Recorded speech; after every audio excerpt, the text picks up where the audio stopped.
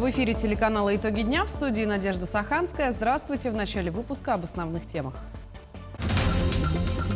Работу ледовой переправы Хатасы-Павловск продлили до 17 апреля. Однако водителям легковых автомобилей рекомендуется воздержаться от поездок днем. Республика готовится к пожароопасному сезону. Пока регион получил заключение «ограниченно готов». Идеи на 100 миллионов рублей. В республике принимают заявки для участия в конкурсе грантов главы Якутии. Фильм «Карина» стал абсолютным рекордсменом в истории якутского проката по сборам за уикенд. С момента выхода в прокат картина уже заработала более 15 миллионов рублей.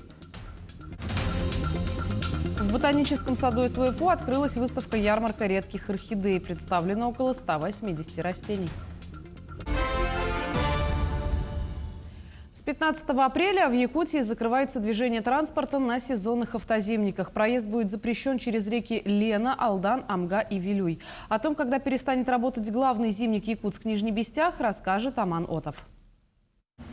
15 апреля на территории республики закрылись 23 ледовых переправ. Движение на главном зимнике Якутск-Нижний Бестях через Даркылах в 7 часов вечера также было ограничено для любого вида транспорта. Для запрета движения по переправам были поставлены шлагбаумы со стороны Нижнего Бестяха и Якутска.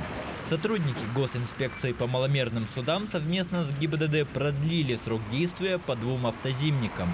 Так, в черте города продолжает функционировать ледовая переправа республиканского значения Хатасы-Павловск. Проехать через переправу разрешается транспортом с общим весом до 30 тонн. Закрытие этой ледовой переправы назначено на 17 апреля. Зимник, по которому мы также продляем срок действия на 2 дня, это зимник Сангар, Блуз Сангар. Здесь у нас ситуация такая, мы держим 20 тонн по нему и держим его до 17 апреля. По автомобильной дороге Вилюй также будут закрыты 4 ледовые переправы. В Верхневилюйском, Нюрбинском и в Сунтарских улусах проезд будет запрещен для всех видов транспорта. По автомобильной дороге Колыма у нас будут закрыты ледовые переправы Нижний Бестях-Якутск и через реку Алдан. Также 15 числа закрываем. Важно помнить, что после запрета на въезд на ледовую переправу нарушителей ждет наказание в виде административного штрафа. Планирована работа патрульно-профилактических групп.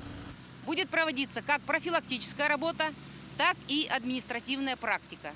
За несанкционированный выезд на лед в период вводимых ограничений, а это закрытие ледовой переправы, предусмотрено в соответствии с КАП Республики Саха-Якутия статьей 9.10 административный штраф на граждан от 3 до 5 тысяч рублей, на должностных лиц от 20 до 50 тысяч рублей, на юридических лиц от 100 тысяч до 1 миллиона рублей. Всего на территории региона есть 45 ледовых переправ, в том числе 6 федеральных, 4 республиканских и 35 муниципальных. Поэтапное закрытие началось с 15 апреля, после чего ограничение на въезд начнется с 20 апреля в северных и арктических районах. Аман Отов, Владимир Павлов, Якутск. Республика готовится к пожароопасному сезону. Накануне в Якутии проходила проверка готовности со стороны МЧС. По ее результатам регион получил заключение «ограниченно готов». До начала сезона управлениями и ведомством предстоит исправить все нарушения и отклонения. Также в ближайшее время на местах пройдет проверка готовности по линии Рослесхоза. Этому сегодня было посвящено заседание комиссии по предотвращению и ликвидации последствий паводка.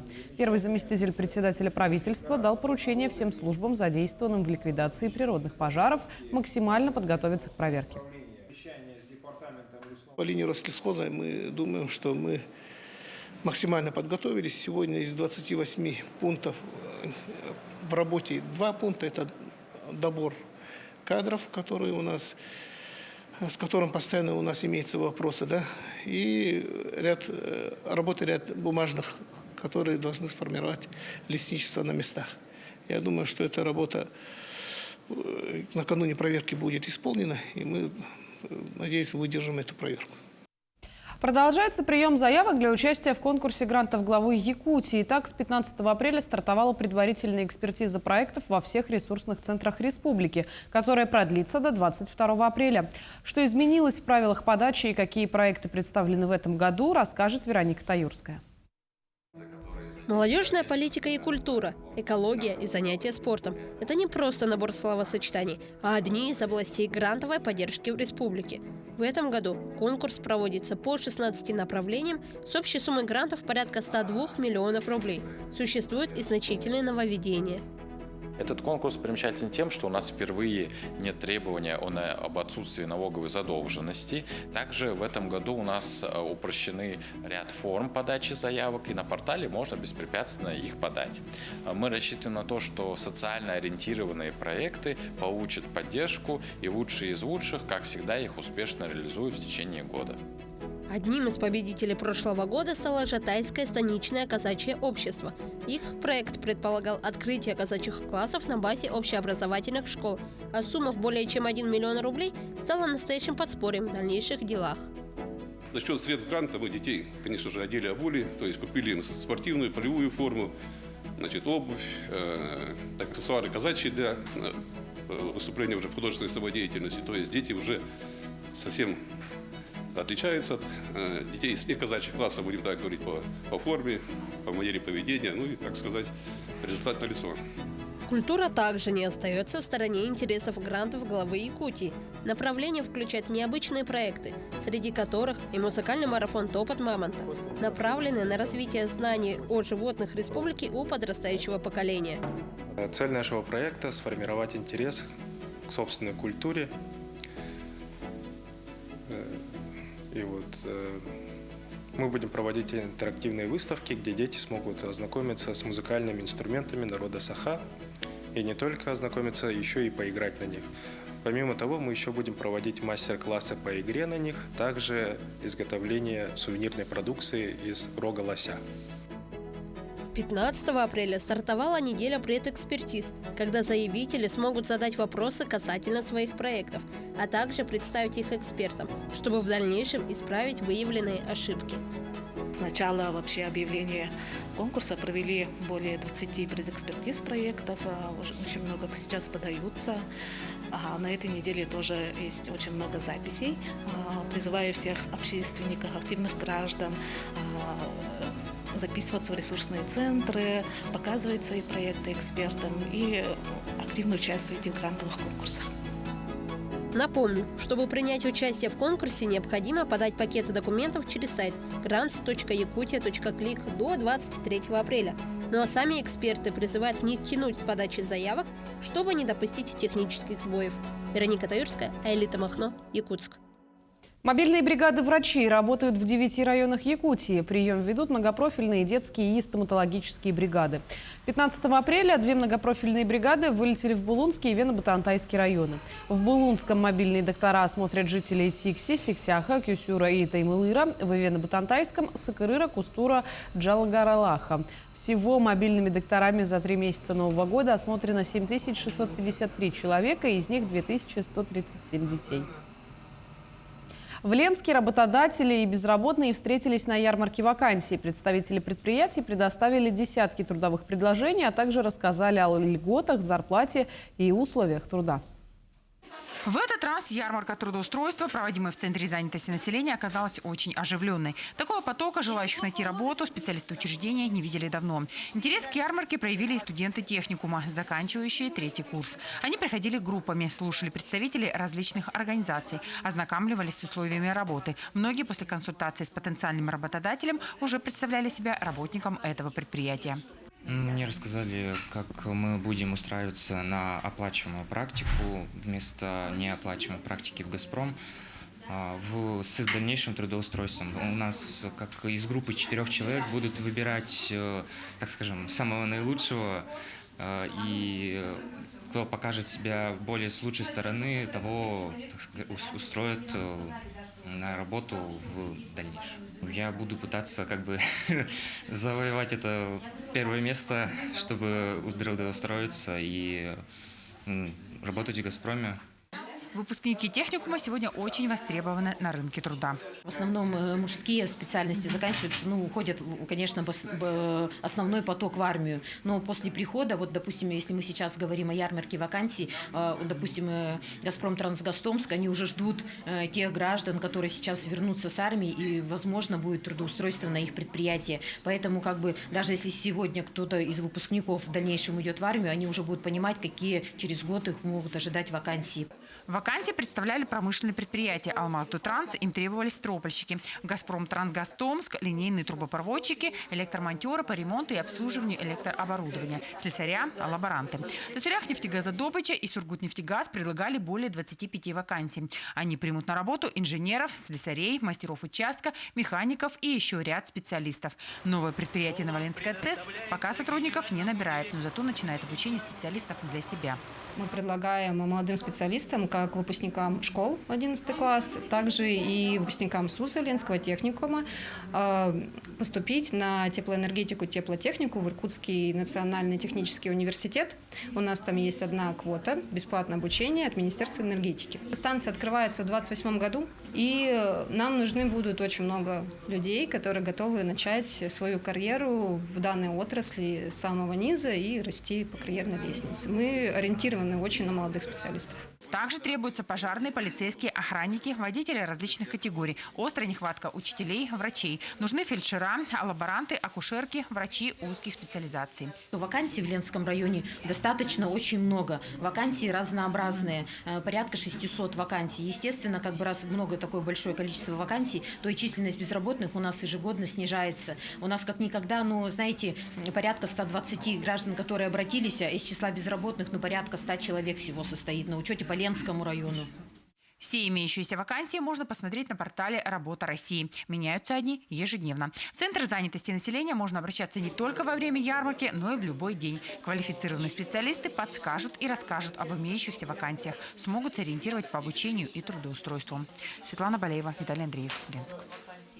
В 39-й школе Якутска открылся военно-патриотический класс «Гвардейская смена». Состоялась торжественная церемония посвящения в ряды гвардейской смены военно-патриотического 5-го Б-класса. Профильный класс будет курировать спецподразделение Росгвардии «СОБР». Во время церемонии ребята произнесли торжественную клятву, после чего им были вручены специальные береты. Звание юных росгвардейцев обязывает к прилежной учебе, развитию чувства патриотизма, стремлению быть сильными, честными и бескомпромиссными.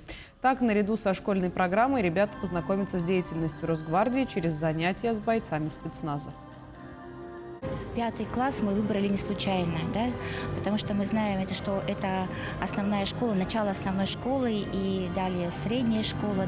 И если мы заложим именно в этом возрасте те основы, те азы, которые необходимы именно для патриотического воспитания нашей молодежи, это, наверное, самое главное.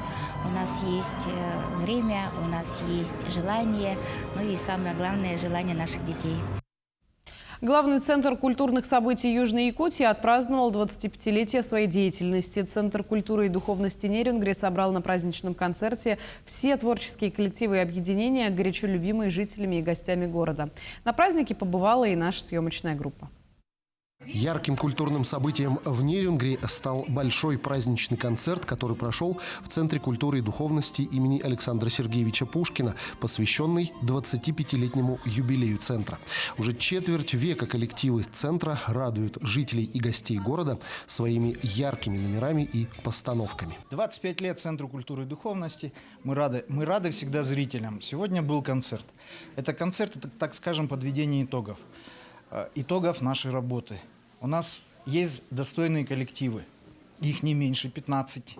У нас прекрасные солисты, у нас прекрасные танцоры, у нас все прекрасные участники коллективов. Участники коллективов у нас от 3 лет до 87.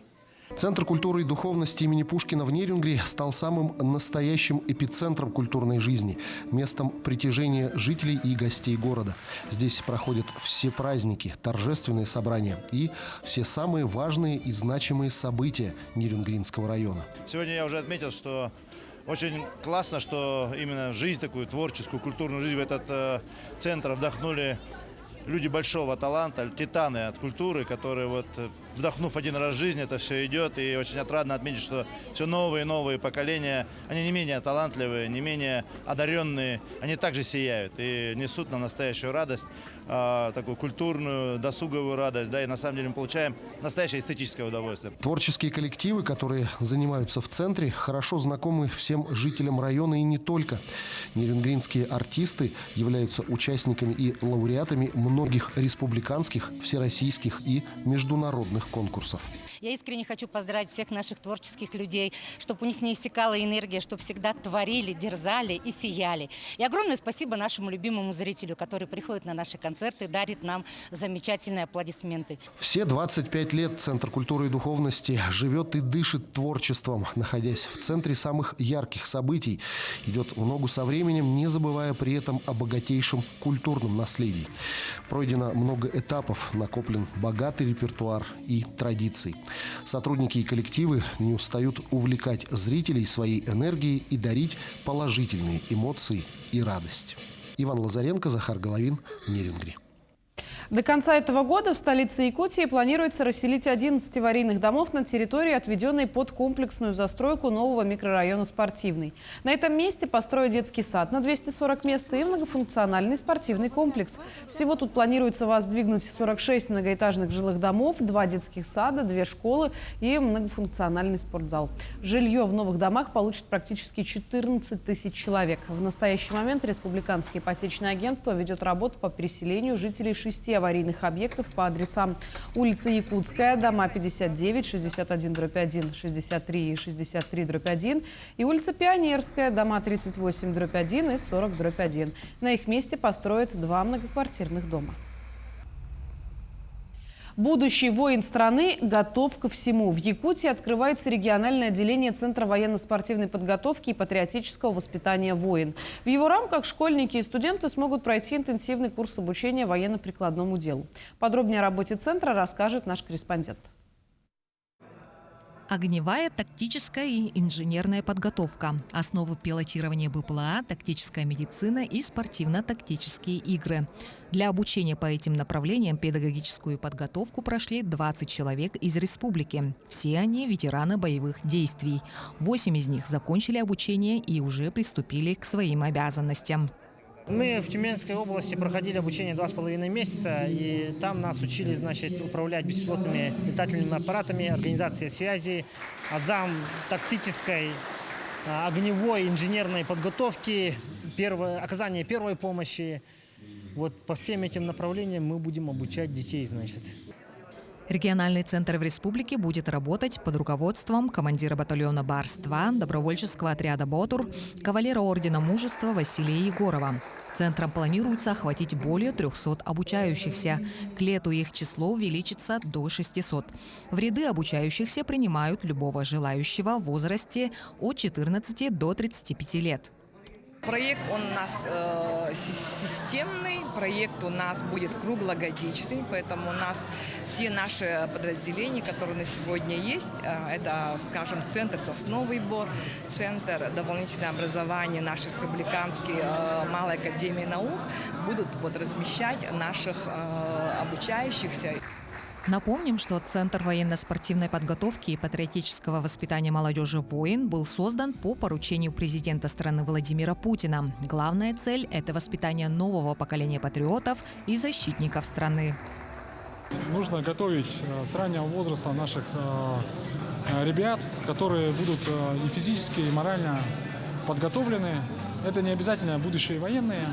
Дело в том, что направлений в Центре «Воин» будет много. Это робототехника и беспилотные летательные аппараты, и в том числе и программирование. То есть мы шире смотрим на этот блок. То есть параллельно в любые смены ребята научатся, будут физически крепкими и, конечно, подготовлены по всем канонам современного общества. Помимо регионального центра «Воин» в столице Якутии, в дальнейшем планируется открыть филиалы по всей республике. Образовательные площадки будут оснащены лучшим современным оборудованием. Любовь Васильева, Тимур Калмогоров, Илья Сыромятников, Якутск. Карина, вышедшая в якутский прокат 11 апреля, по предварительным данным, за первый уикенд заработала почти 13 миллионов рублей. Это абсолютный рекорд в истории якутского кино. Как отметила исполнительный продюсер проекта Сардана Сыромятникова, успех фильма стал закономерным результатом кропотливой подготовительной работы. Больше всего фильм заработал в воскресенье, 14 апреля, более 4,25 миллиона рублей. Нет сомнений в том, что фильм может стать абсолютным кассовым хитом. Напомню, в планах создателей общероссийские и международные прокаты. А ботанический сад СВФУ впервые представил публике эпифитные формы орхидей. Презентация экзотической флоры состоялась в рамках выставки ярмарки «Искушение нежности. Новая волна». Об уходе и особенностях уникальных растений расскажет Марферина Алексеева. В ботаническом саду представлено около 180 разновидностей сортов экзотической флоры. Впервые представлены эпифитные формы орхидей под названием «Ванда». Также сотрудники сада организовали 2 уютные фотозоны. Для удобства посетителей каждому растению выдается описание и справка по особенностям ухода. Что очень кстати, ведь каждый сорт требует индивидуальный уход и свои предпочтения по температуре, влажности и освещению. За всеми растениями бережно ухаживают 7 агрономов ботанического сада. Все растения нуждаются в своем, таком, скажем, специфическом уходе. Агротехника для всех разная. Если это орхидеи, например, они не любят яркий солнечный свет. Когда на них вот южное окно, например, поставить солнце прямое, они не очень любят. Нужно их немножко притенять от солнышка, солнышко убирать. Но тем не менее нужно светлое место. Полив тоже по особому режиму. Когда грунт, субстрат просохнет, тогда мы поливаем. Редкие и особенные представленные орхидеи называются ванда. Рацион растений эпифитов – это частички пыли, влага, кислород и углекислый газ. Они растут без субстракта. Орхидеи достаточно трудоемкие в уходе, но при определенной сноровке у себя дома можно создавать цветущие сады. Ее можно окунать в воду. И она пускай полежит, пока она бьется в водичку. Потом еще можно ее брызгать 3 раза в день и рядышком увлажнитель поставить. Ей еще надо много света. И когда брызгаете, надо вот на пазухах чтобы вода попадала. Потому что она может сгнить. Легко может сгнить. А как понимать, что вот уже достаточно напиталась водой? Возможно, цвет меняется? Да. Вот видите, она светлая такая. Когда напьется, она зелененькая станет такая. Размножается данный вид редко и при определенных обстоятельствах. Например, у нее есть детка. Это влияет от условий. Когда она может заболеть или что-то случится с ней, она может деточку, как продолжение себя. Если корни будут сантиметров 5-10, вот тогда можно еще отделить и все. Орхидеи – одни из самых долгоцветущих растений. И при хорошем, правильном уходе они будут цвести 3-4 раза в год, живут до 30 лет.